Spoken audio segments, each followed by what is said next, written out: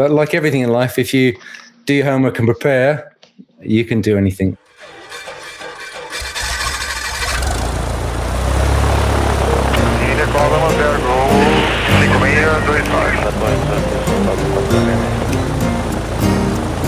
Fala, gurizada do Farol de Pouso, sejam muito bem-vindos. Este é o seu podcast semanal de aviação. Aqui quem fala é o João e comigo tem o Félix, o Gui e o Con. Casa cheia hoje para um podcast mais do que especial, o primeiro internacional do ano.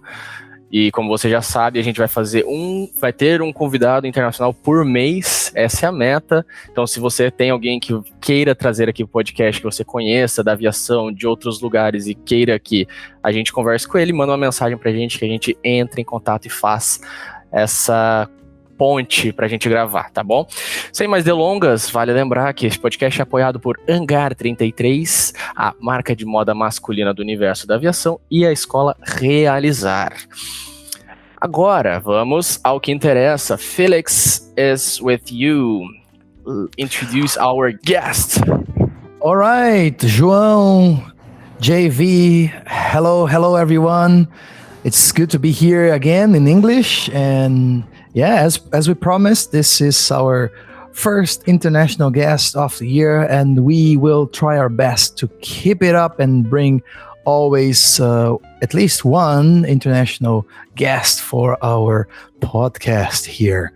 It is a real pleasure to have Guy and Con and JV and our special guest, Mr. Colin Locke, who has an amazing CV and he has amazing stories to tell us. And yeah, he flew the VC-10. If you don't know that airplane, you should go on and Google it right now. And of course, he flew other types like A320s and 330s and 343s, 345, and he's a captain on the Airbus A380. And it is a real pleasure to have you here with us, Colin. Welcome to Farol de Pouso podcast. Thank you very much, Felix and gentlemen. It's great to be here, although somewhat daunting. It is our pleasure, and for all of us, we will be having an amazing time and amazing experience, because here we have a gentleman with a proper UK accent, right, Colin? Yes, apparently it's the Queen's English, I think, but I was brought up on a small island in England, and it sounds completely different. If I spoke like that, you would never understand me, so... All right, so as normally we try to do with our CRM on international flight decks, please keep it soft and simple, and we will try to understand as much as we can, right, Colin? We'll try, yep. Soft and simple is probably the way I fly, so yes. Very good. Good, Colin, let's start with that. How was your childhood and what brought you into aviation? You know, very easy start. Well...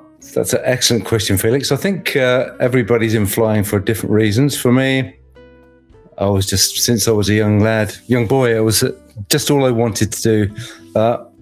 When I was younger, I was born in 1963, so my youth was in the 70s and 80s. Every Sunday they used to have a World War II film, and there's always one about flying, Spitfires, Lancasters, Mosquitoes.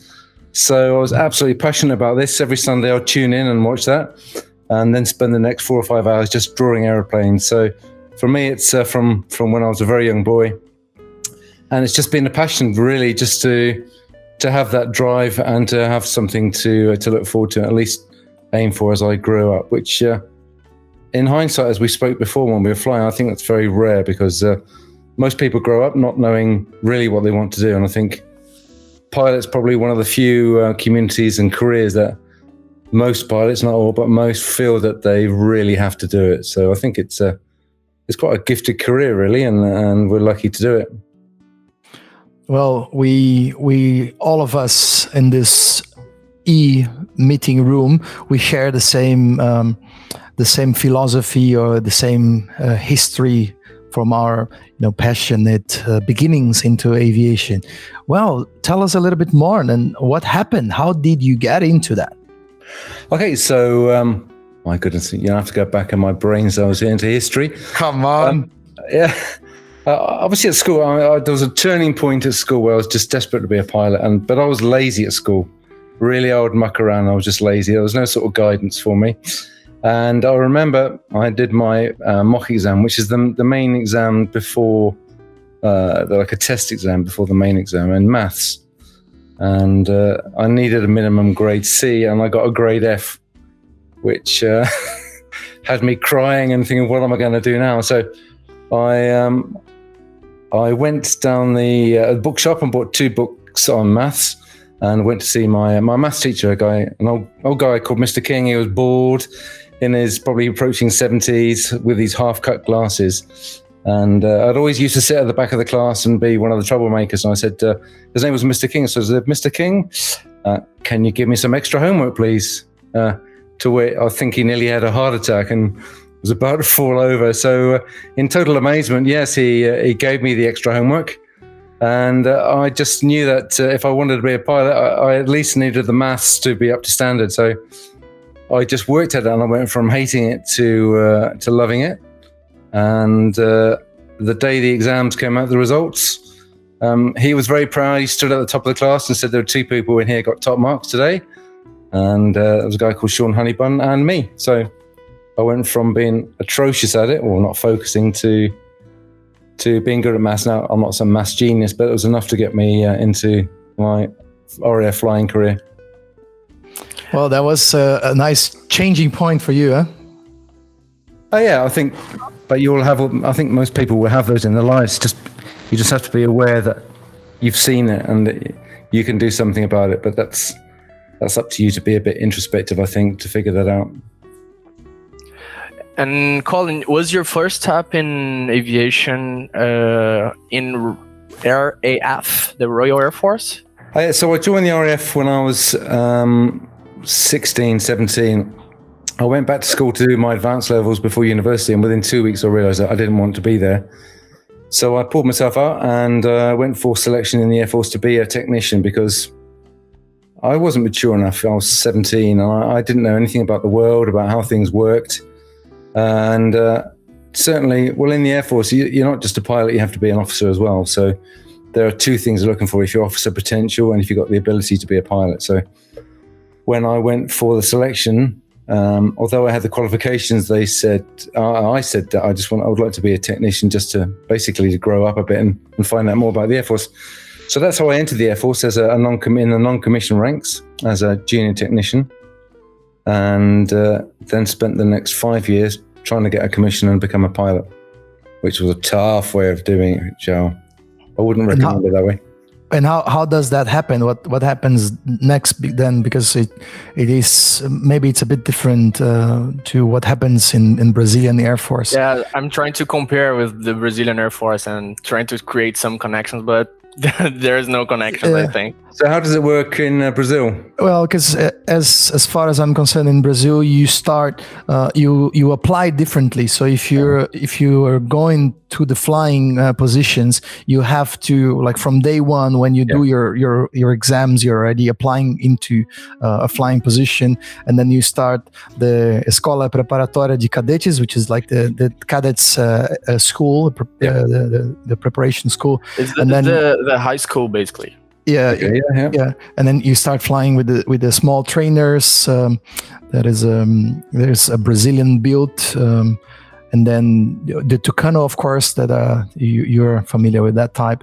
And then you start divisions. Maybe you go into transport, or you go to fighters. So do they just look at you as a pilot, or do they want you as an officer or as non-commissioned rank, or how does that work in Brazil? Well, I'm not really familiar with that, but I think you do both. You have like parallel career, and that's actually what I thought when I gave up applying into the military. But yeah, and how was it for you then, transitioning into the flying? What was your first type? Which kind of aircraft was it, and how were the missions and so on? The hardest part was actually being accepted, because what would normally happen if you were a civilian and weren't in the Air Force already, you would go for the 3-day selection process and be accepted or not. They just took a chance, and what they saw in that 3 days was the way it was. Whereas if you're already in the Air Force or in the armed services, they have a history for you, and also want to see that you have the ability to become an officer, because I wasn't at the time. So they're judging you on so many other things. And even before you go for the selection that everybody else went for, you would have to go through your immediate flight commander, and then the squadron commander, then the wing commander, and then finally see the station commander and interview with all four of those before they even let you go for the selection. So, it was a constant process of working, trying to prove that I had the ability before they even let me go for selection. So once I went for the first time at 19, I got through the 3 days, but they said, maybe come back in 2 years, which of course was devastating. And I think you'll get this, everybody will get this in their life when they're going to get a pushback and told they can't do something. And this is one of those points, like I said earlier on, where you decide how you react to that. You can either accept it and just give in, or if you really want to do it, then you'll just use that to spur you on to greater things, which all you three have done, because you're pilots, all four of you. Well, guys, that's the first learning point here. So that's first lesson. First takeaway from Colin Locke. Here we go. Yeah, round of applause. Good stuff. Hey, Colin. And then, we have these setbacks. So you have to bounce back, and it happens to all of us, as you said. Maybe João is still starting his career, and he will have some stories in the future that we will be able to come and tell us. But and then how was it? How was to fly for the Royal Air Force? Yeah, so after you do your 6 months of officer training, then you start flying training. So at the time, this of course was many years ago, it was you'd start on the Chipmunk or the Bulldog. And of course the Chipmunk is an old tail dragger from the 50s. And then from that point on, you would go into basic flying training, which would be about a year. That was on the Jet Provost. We had 2 Marks, the 3 and the 5. And then after that, you'll be streamed into either fast jet, helicopters, or multi-role aircraft, which is, of course, the bigger multi-crew aircraft. And depending on your ability and your desire, really. So, of course, most people wanted to fly the fast jets. And, of course, some couldn't, so they did other things. Guys, some of you understood, and when he says fast jets, they are rather fast. Those are the fighters. And which type of planes you had back then for fast jets, Colin? Back then we had the Phantom, which was an American design, but the English took their version and bastardized that to make it English, of course. Yeah. With a teacup holder. With a teacup, of course. Very good. I mean, before you went flying, your manservant had to come and serve you a cup of tea, of course. Of course. With sandwiches with the crust cut off. Love it. Of course. And then, so we have Phantoms. Do you remember the Lightning? That wasn't, you couldn't go, when by the time I joined the Air Force, that was still in. That was basically like a MiG-21. It's 2 rockets with a seat on top. Hey. Go to 0 to 60,000 feet in about a minute and a half. So, but then it will run out of fuel after to land. It deserves the name, though. It deserves the name. Buccaneer was also that was an anti-shipping aircraft. Basically, they would fly low level, 50 feet over the sea, and attack ships. And that was the bombing and missiles. What else did they have? The Tornado had come in by that stage. The Typhoon wasn't on the scene at all. And of course, then we had the Nimrod, Canberras still.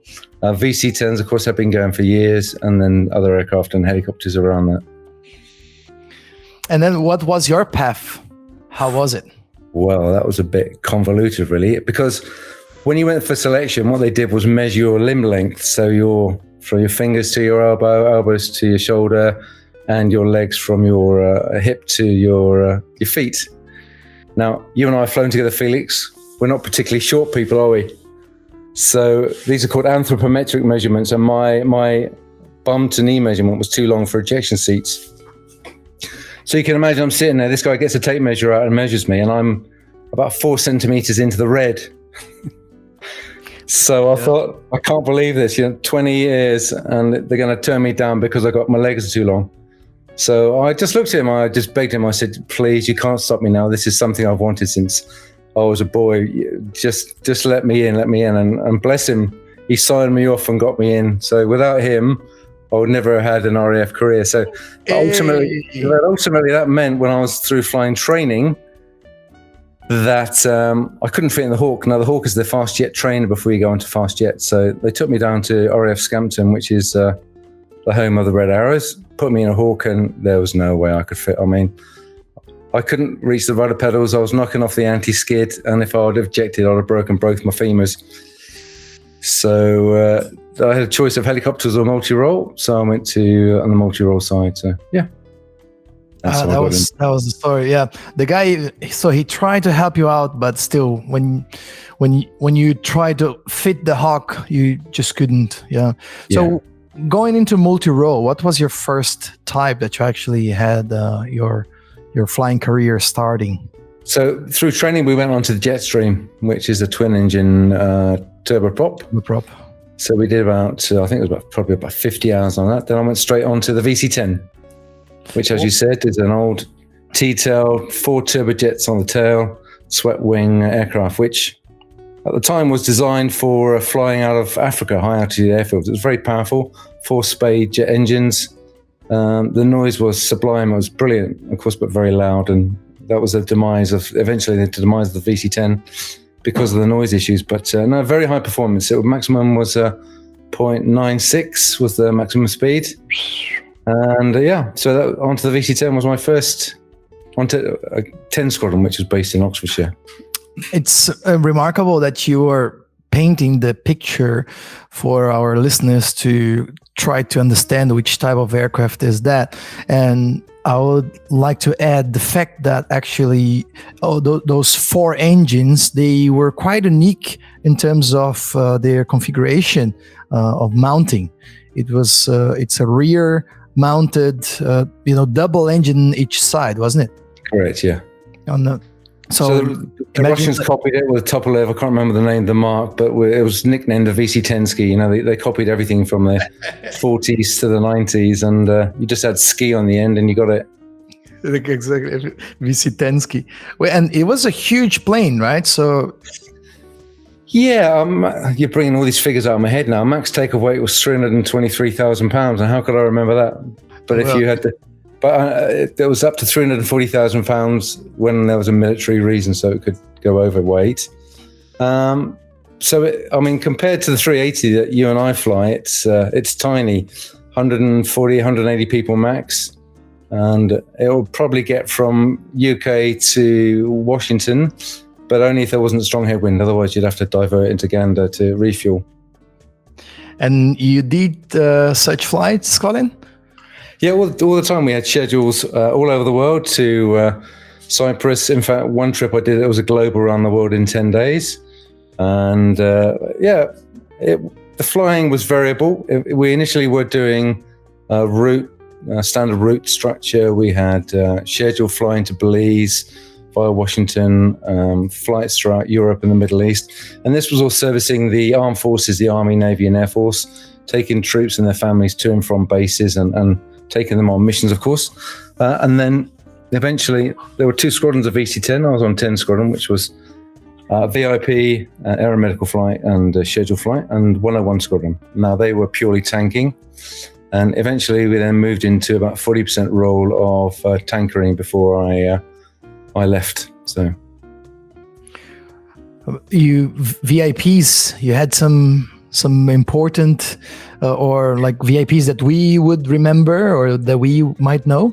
So I personally didn't fly the big ones, the head of state like the Queen and her husband and the royal family and prime ministers. We did all those roles, but I never really got involved in that. So I think Conrado, your fellow pilot in your airline, I think he did some VIP flying, but don't quote me on that one. But I never did any VIP flying. It was just we had that role, and I was into other things.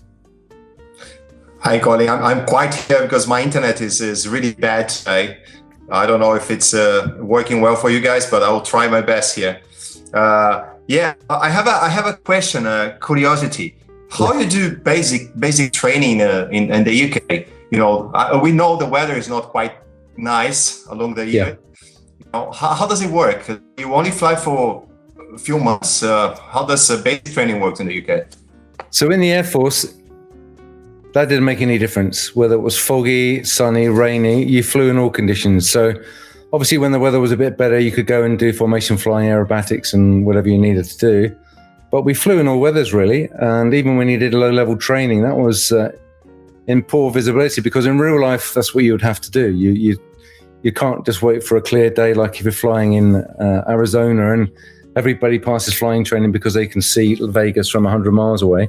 Yeah, you have to rely on all the other skills that you really pick up a lot of skills in navigation, and so it's a really good grounding, I think, in the UK, because the weather is bad. That you just get on with it. Whereas you see people from you even see it now in airlines where people they've come from Arizona and the sunny skies and clear skies, and you put them into bad weather and they freak out a bit. So I'm sure you've seen that in the sim, Conrado, when you start flying as well. Oh yeah, definitely. Yeah, I'm asking you because most of the guys from the UK that I know, they did their basic training either in the south of Europe, like Spain, Portugal, or they go to South Africa, or they go to the US. I think that's more like standard for basic training in the UK because of the weather, I guess, right? I think the difference between the military and civilian, with a civilian, you're paying your money. You're paying a lot of money to fly. And they want to get you in and out of the system as quickly as possible so they can get the next batch of students. And if you're not flying for a week because the weather's bad, that's not good for anybody. So I think that's why you'll see a lot of the flying training centers are in the better weather, just to get people in and out of the system.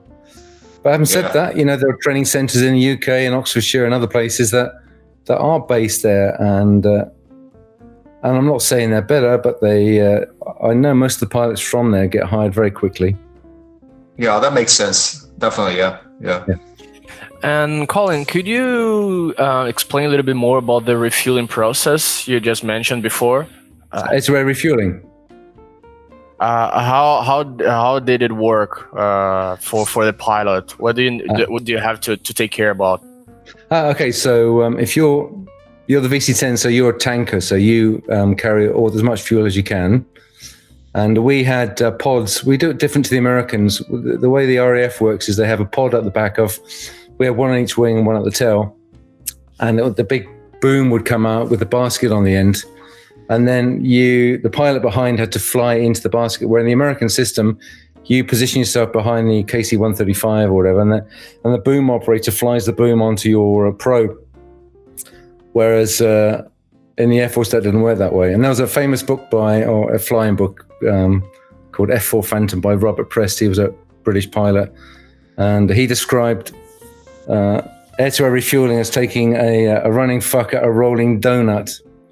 And of course, you can delete the swearing as you like, but it wasn't particularly. I don't think it was particularly easy. I mean, I remember a couple of times I had a VC-10 in front of me and trying to get the probe in, and it was. I don't think I've ever concentrated so much in my life. Well, that's very, very different, eh? Guy? Yeah, it is. Yeah. Colin, hi, Guilherme here. I was looking at the map on all the UK bases around the world. Have you been to Falklands or Ascension Island by any chance? Did you go that far with the VC-10, or at that time was different? When the Falklands was on, I was still a technician, so I was down in Ascension Island with a Phantom, and we provided air defense there to protect the island. So we had Nimrods, the anti-submarine warfare, and the Phantoms there. So at the time, I flew the VC-10 into Ascension years later, which of course was great to do, having only been a passenger before. But I never actually got down to the Falklands. At the time, I think you could do a tour that was 3 or 4 months, but I'd left the Air Force then. It was time to move on in my career. Nice, yeah, because I overflew Ascension Island a couple of times, and I could just imagine how awesome it would be to land there in the middle of the ocean. It's something, right? Yeah, it's an amazing place, actually. I spent 2 months there during the Falklands War, and then later on I went there whilst I was waiting to start flying. I just went down there and did some work down there just because I'd been there before. And I also did some diving there. I used to run the diving club at the base I was at. So it's a wonderful island. There's a place called Green Mountain, the only place that's green on the island. It was initially a staging point for Napoleon. Then they put him down in St. Helena, further down the Atlantic, to never let him escape again. But great place. It's superb diving. It used to be one of the diversion airports for the space shuttle. Oh, I didn't know that. That's cool. 12,000 foot runway. So it's a great place to see it. If you ever get a chance, it's worth visiting.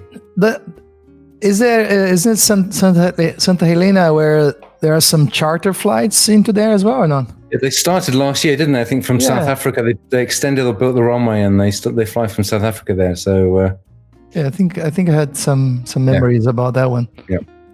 And Colin, now talking about the RAF, there's any moment, any story that was remarkable for you that you can share with us here about any flights in your career in the Air Force? Comrade Adrian will remember this one, your compatriot in your airline. He was my first officer. I'd been captain 6 weeks. And we'd flown from Calgary in, Canada through to Keflavik. And we refueled there to go back to Bryson Alton. And it was 4 o'clock in the morning, wet and windy. I mean, if you've been to Keflavik, it's always wet and windy. But, and it was interesting takeoff with, after V1, we had these massive bangs. The aircraft was slewing all over the runway. And big booms everywhere. And then you hear rotate. And then everything sort of happened at once. The engineer saying, you've got indications of a fire. ATC said you got flames coming out the left-hand side of the aircraft. The person down the back, the airload master saying, I can smell rubber. I think you've blown a tire. And then we go into icing and all sorts of stuff. So, was that on the VC-10, Colin? That was a VC-10. I've been a captain 6 weeks. So, wow, that's what happens when you upgrade, right? Yeah, absolutely. You think you know it all, and then suddenly it all really hits the fan. So yeah, that was it. That's the moment you're ready for that. So you put so much effort into studying and getting your stripes. So that's the right moment to happen, right? Yeah, totally. Yeah, absolutely. And it was good for all of us, really. I had a brilliant crew with me. Adrian in the right-hand seat. I had very experienced engineer. And on the VC-10, we had 4 in the flight deck. We had a navigator as well. Mm-hmm. So remind me, I'll tell you about the navigation in a minute. And next to him was a senior navigator trainer. So everybody's experiencing this as we get airborne with this banging and thudding going on. So I can talk you through it if you like. The engineer throttled back on the engine, and that stopped all the noise. And so we carried out the drills, and we just got out of icing at about... ATC said, will you come back to the airport? And we said, look, we need to think about this, really. So the first thing really was to get out of icing. The engineer said, look, there wasn't a fire. He shut the engine down. There was no issue. And on the VC-10, in fact, nearly all aircraft with 4 engines, apart from the Russians, can fly on 3. So we got out of cloud, and then it was time to decide. So, I mean, I was, like I said, a captain 6 weeks. So we talked about it. I said, look, guys, we've got 2 options here as far as I can see it. We can either go back to Keflavik, or we can continue on to Scotland and downwards where the weather's all clear. Now, the only problem with Keflavik is it's 4 o'clock in the morning. It's horrendous winds, wet. We've got 140 people down the back. And if the first or the load master's correct, it was a tire that blew that took out the engine. So we're now going to try and land in those conditions. And we don't know the state of the undercarriage, what will happen when we get on the ground. Whereas at least if we get back to clear weather, we can fly past the tower back at base, and they can have a look, and we'll land from there. So I said, guys, look, like I said, 6 weeks as a captain, what are your thoughts?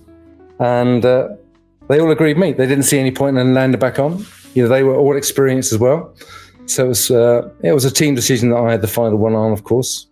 And we went back to the UK and sent messages off, and came past the tower, flew past the 300 feet, came back and landed on 3 engines.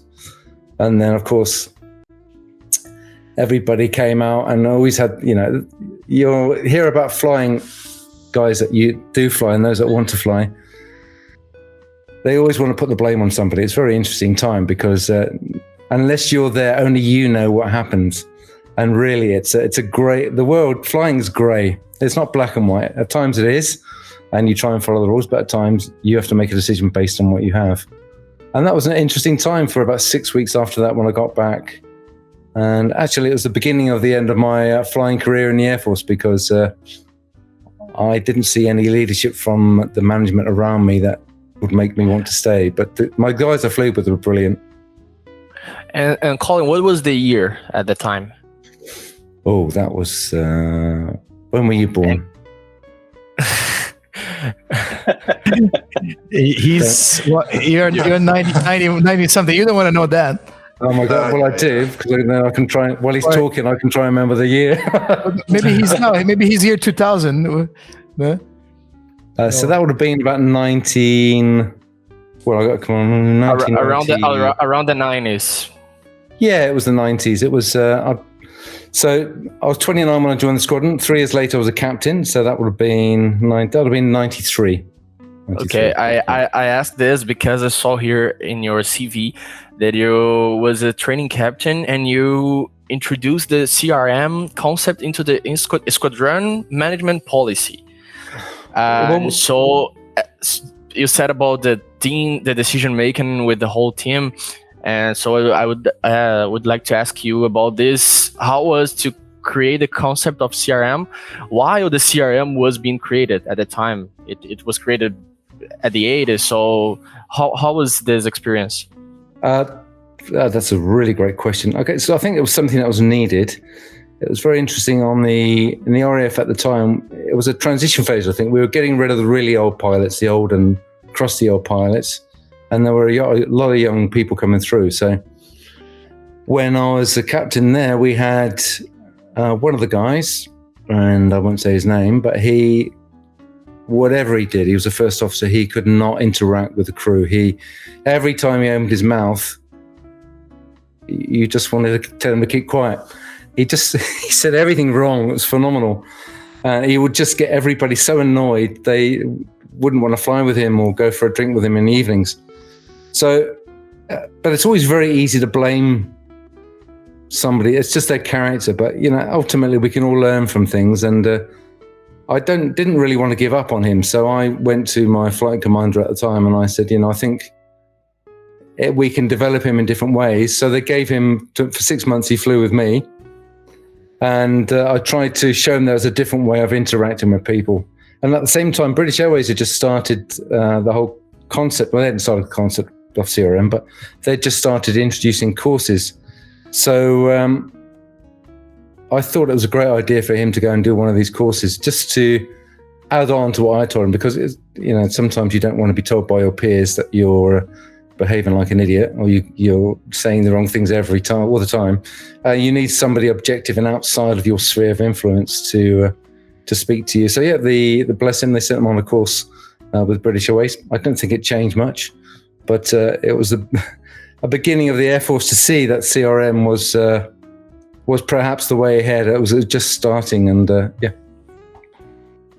Colin, we using this as actually a hook to change subject a little bit.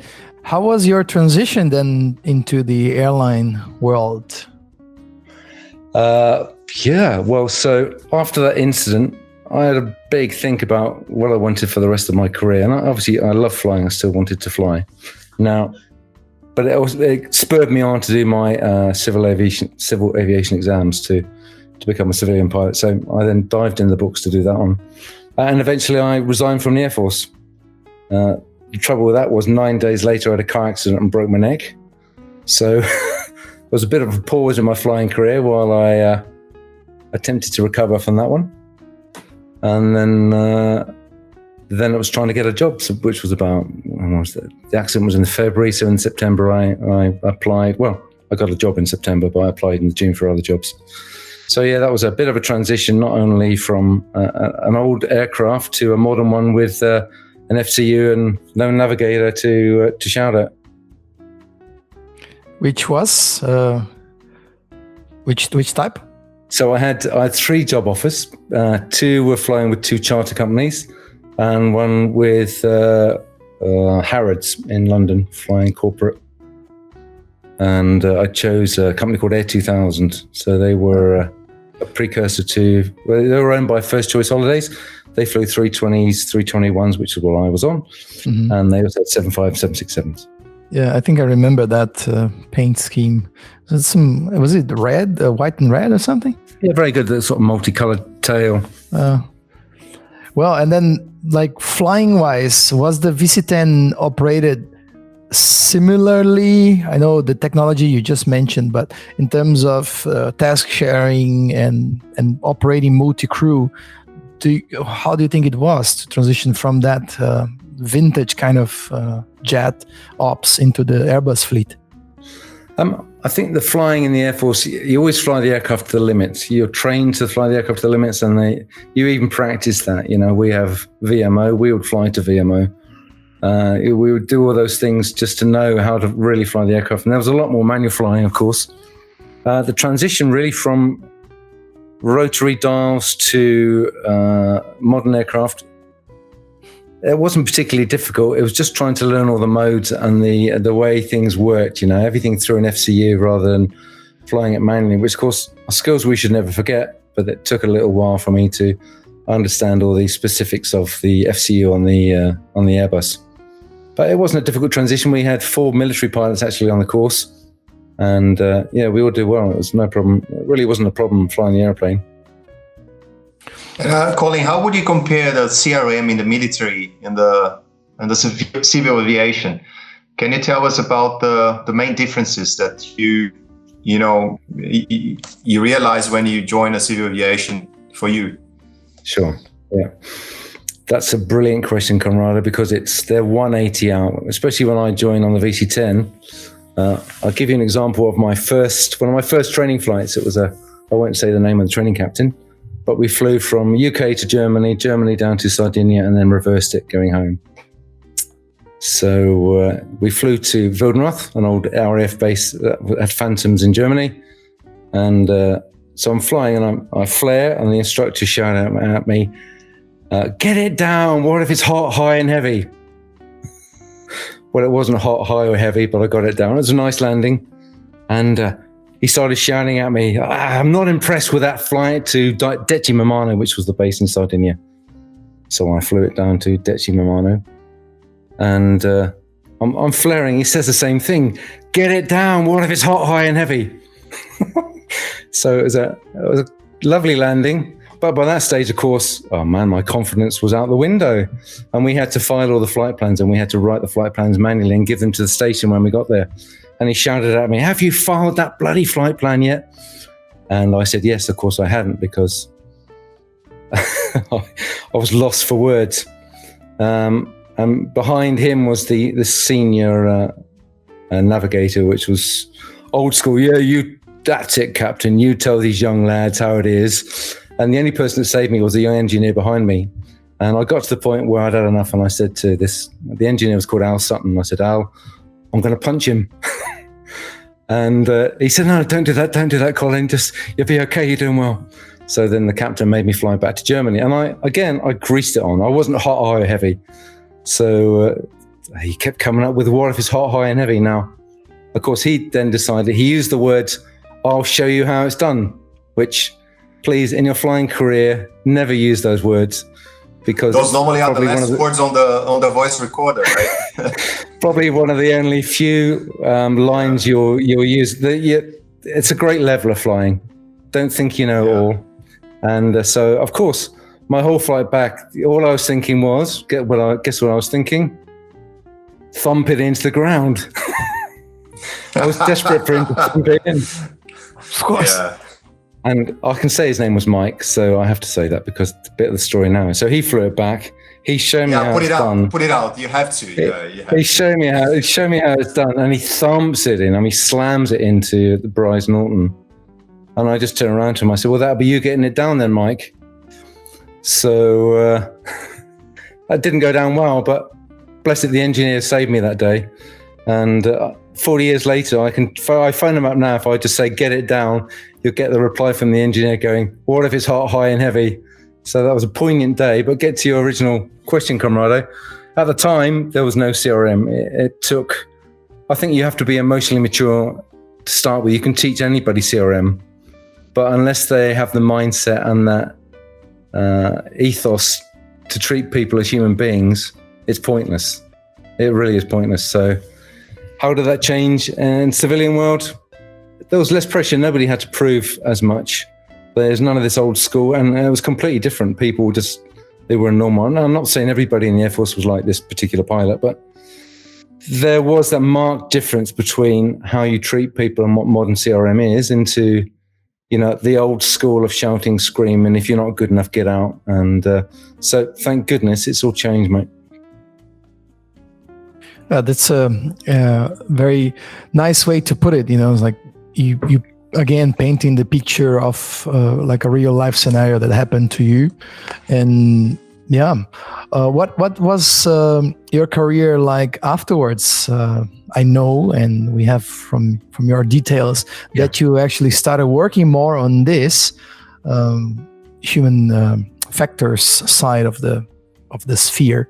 So what did you do on those terms during your airline career? Yeah, so at the time in the UK, I spent 2.5 years there on the 320. So really not much there. It was trying to get my feet under the table to understand the 320, and then of course think about the command on that one. Yeah, so really nothing in Air 2000. I joined an airline in the Middle East that cannot be mentioned, and so I've been here 23 years. So the first 3 years were learning about 330, 340, flying the network, and then again getting ready for my command second time around. So before, and I would suggest to most people, because we've seen it before, Felix, until you get your command, don't do anything else. Just get your command, get experience. If you want to go and diversify into training or audit or management, just get that out of the way, because a lot of airlines will promise you the world, especially as a first officer, because they need somebody to help train in the sim. And then your world falls apart when your friends go past you and get command and you haven't got enough flying hours. So that's one thing I would say. Build up your hours, get your command, and then do everything else you want to do in aviation after that. So from my side, what did I do after that? Yeah, so I got my command. Then I got into... I wanted to do other things. I mean, as much as I love flying the 330, it was a 330, 340 at the time, and then onto the 380.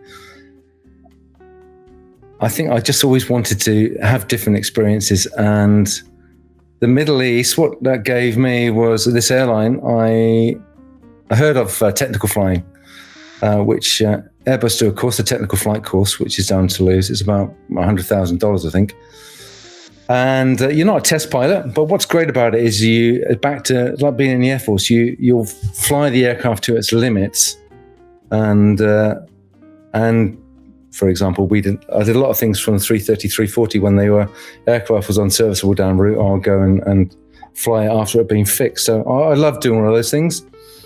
And then from that point, I started doing the acceptance flights at fin converter onto the 380, where before the airline accepted the aircraft, I would go up with the test team and we would fly all the systems, try everything out, see if there were anything that needed fixing, and then do a reflight if we needed to. If that was okay, sign it off, and then they would send me home.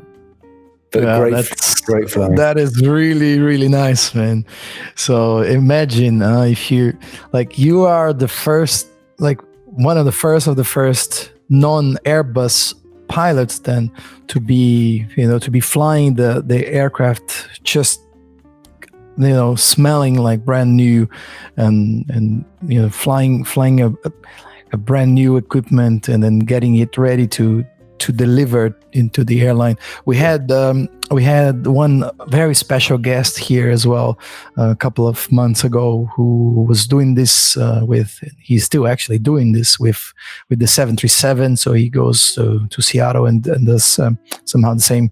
So yeah, but that's really nice that you did that during your 380 career as a captain. And well, not happening again as finally they cease the production of it. Colin, and then just to start heading towards the end of our lovely meeting here, I wanted to ask you, how was that thing that you gave some sort of speech to medical to doctors on checklists and stuff? How was that? You've got a good memory, Felix. Okay, Yeah. so I think a lot of pilots. I mean, what I will say, I'm amazed that you guys doing this service for other pilots. I think that's brilliant, and keep that up. That's phenomenal. I love the drive and that determination. But you have a similar mentality where it looks like me. You say yes to everything and figure out why you said it later. So I was down in New Zealand, and a friend of mine is a maxillofacial surgeon, and they're basically doctors that undergo about 13 years of training. So they become a doctor first, then they become a dentist, and then they become a surgeon. So they'll do facial reconstructions, basically anything that needs reconstructions on the face, from chunks of the face missing or things that need resetting. I mean, really major surgery. It's phenomenal when you can see some of the operations that they do. My friend John, he just said to me, unfortunately, I think he plied a couple of red wines into me. He was the president of the association down in Far East Asia, and said, would I like to come to speak to the conference, the Maxillofacial Surgeons Conference in the August? So, of course, I said yes, and I couldn't backtrack after that. That was the end of it. So then I had to do something and try and figure out what I was going to talk about. So what do you say to 90 intelligent, very intelligent surgeons, dentists, doctors that could be beneficial from flying? And as Conrad elicited to earlier on, CRM, we have lots of skills that we have in flying that don't always cross into other industries. And you'll see in it recently, the WHO, World Health Organization, about 10, 15 years ago, started to see some interest in crew CRM because they were getting lots of problems in surgeries where generally have three people, the surgeon, the anaesthetist, and the nurse. And there could be a massive power gradient between those three. Sometimes the nurse couldn't speak up, sometimes the anaesthetist couldn't speak up. And although they work together, that's not always a team. You know how that goes in the flight deck. Sometimes if you don't get on with somebody, you'll be professional as you can, but it doesn't always feel like you're gelling as a team. But we have tools to overcome that, whereas in the medical field, that wasn't happening, and they were having a lot of incidences and a lot of legal cases because of things going wrong in surgery, which probably could have been prevented. So John said to me, will I come down? So I thought, let's talk about some sort of CRM related things. And I thought, but what could surgeons really use? And it came to me as a checklist. We use checklists all the time. We take them for granted, really. But I thought it's something that surgeons could really use. It's very specific at having a checklist, and there's a lot of thought goes into it, which of course I didn't know at the time. But I think it could actually save a lot of incidences happening. And actually the WHO had started to look at it and incorporate it. But of course, there's a lot of pushback from the surgeons, and there probably still is. So I thought I'll do this talk from a pilot's perspective. And it will be how checklists evolved, where they came from, what they were used for, and how they could integrate that into the medical field. So that was it. I flew 9,500 miles, went down there and nervously stood in front of these 90 odd people and presented this to them. And thanks to the wonderful PowerPoint presentation of my wife, it went very well. Probably the first and only time in my life I felt like a film star. It was people were coming up to me at the end, oh my God, you're a natural. And but of course I wasn't. But like everything in life, if you do your homework and prepare, you can do anything. And I think that's part of the ethos of the mentality of being a pilot, which we can touch on COVID. And I think some of the good things that came out of that for pilots, if they really wanted to make it a positive experience. That's why you're here, Con. Yeah, definitely. I'm really amazed about your stories. Especially about the way you approach life and you approach aviation. Make such a good connection between your emotions, your passion, and your professionalism. It's a very good learning lesson. And I want to bring back some bullet points from our talk here that I would like to ask you something that is probably very important nowadays. Sure. I really love when you mentioned that the most important is how we treat people, right? Yes. Because CRM, there is so much science behind CRM, so much study, so much working. But at the end of the day, it's just how we treat people. It's just how we are emphatic, you know, and it's so easy. At the end of the day, it's very easy. You know, it's about you know being nice to people and listening to you know to everybody. But people complicate, you know. That's why they have to create this CRM courses and a lot of stuff. And nowadays, thanks God, aviation is recovering, is spiking up. We have a lot of guys upgrading right around the world, you know. Yeah. And I'd like you to, you know, try to send a message to these eager first officers that are waiting for so long to upgrade. And you already mentioned something about it, but what can you? Guilherme is also is he's the next one for sure, yeah. And what can you say? What kind of advice you can leave here for these young pilots that will be on the left seat very soon? That is a great question. I think it could have a short answer and a long answer. You've answered the short answer, which is be a human being. I think it's. I think when you go on the left-hand seat, don't think you know everything, and don't behave as if you. I mean, you've worked hard to get your command. It's probably the only time in your life you'll know so much about aviation. Then you're going to forget it after that. But really, your only thing to do is to get the aircraft from A to B safely and efficiently. That's all you need to do. And you need all the resources around you to do that. And your best resource is the guy you're flying with. Now, there are going to be times when you don't like each other or you don't get on or you're wrapped up in your own things. But you have to break away from that and realize, A, your responsibility, and B, the fact you're flying with a human being. And that you're human as well. You don't know all the answers. You don't need to pretend to know all the answers. You don't need some bravado when you don't know the answers. I mean, to be honest, I just keep asking people when I don't know the answer. I ask somebody else. Because invariably they'll know it or we can look it up together. So it is being a human being. But if you don't have that empathy as a human being anyhow, Conrad, it doesn't matter how much CRM you're doing. It's very difficult to learn it. There's a lot of soul searching inside of you to change the way you are. But are you likely to do that if you're not that way anyhow? So guys, you'll always come across somebody that's a complete arsehole in the flight deck, whether that's the captain or a first officer, no matter what seat you're in. But, you know, you have to deal with it. And sometimes you have to be mature, more mature than them. I remember one of my first flights with a Middle Eastern airline. And at the time you could smoke on the aircraft. And there was a certain Antipodean captain said to me, mate, I like a bit of a smoke when I get airborne. Do you mind if I do? No, I don't particularly like smoking. So I said, yeah, do you want me to go down the back or do you want to go down the back? And he said, I'll leave that entirely up to you. So we get into the cruise and he said to me, he looks over at me and says, mate, I fancy a bit of a smoke now. So I put my straps on and I said, that's no problem at all. You're clear to go down the back. Take as long as you like. You've got at least 2 before we land into Karachi. So he said, you're not going to go down the back then? I said, no, I'm fine here.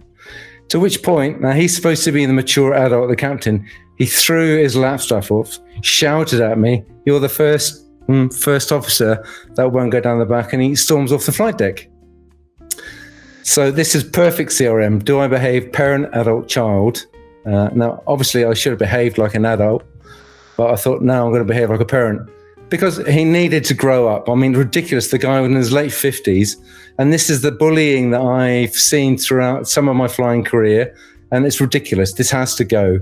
And, you have to work as a team. So he came back on the flight deck and we had words. And the funny part was I saw him 3 weeks later and he came up to me and he says, mate, I'm trying to give up smoking. But you can't live your life like that. I think with CRM, it's not CRM, as you said, Conrad, it's being a human being and just work with people. It's not difficult really, but you have to be aware of how you think and how you are. Otherwise it doesn't work. Colin, thank you very much for being part of this program with us. And because you say yes, and then you go and think about it. What have I done? What have I done? Oh, no. And say my best regards to your wife as well. So because whenever you say yes, you have to go ahead and convince her. And actually, she does a good job backing you up with PowerPoint presentations. With that said, you're most welcome to come on and teach our students here at any time about that checklist usage and it's very nice and I'm pleased to hear your CRM stories here, and because you are such a gentleman, it's obvious that's obvious why you're here, as I said before. So it's been an absolute pleasure having you as our first international guest of the year of 22, and we have the doors open for you to come here at any time. And thanks for your feedback as well, because it is important for us to hear from experienced colleague like you that we are doing something that it is in the focus, the objective to enlighten the path of guys like João Victor. You know, he's thinking about like how should I do things to become an international expatriate pilot or just like fly an Airbus somewhere or something like that. So it is people like you guys are the ones that we look up and we say that's something that I would like to do, so I would like to be like that. So thanks for being part of our program. Felix, thank you very much, guys. Absolute pleasure. It was wonderful talking to you. I've learned a lot too. And really, I've loved it. Just when you have that Brazilian barbecue, don't forget to invite me. And I know how we exchange red wine, was it? You mentioned? Anything that's free, I'm a pilot. We'll accept it. Thank you.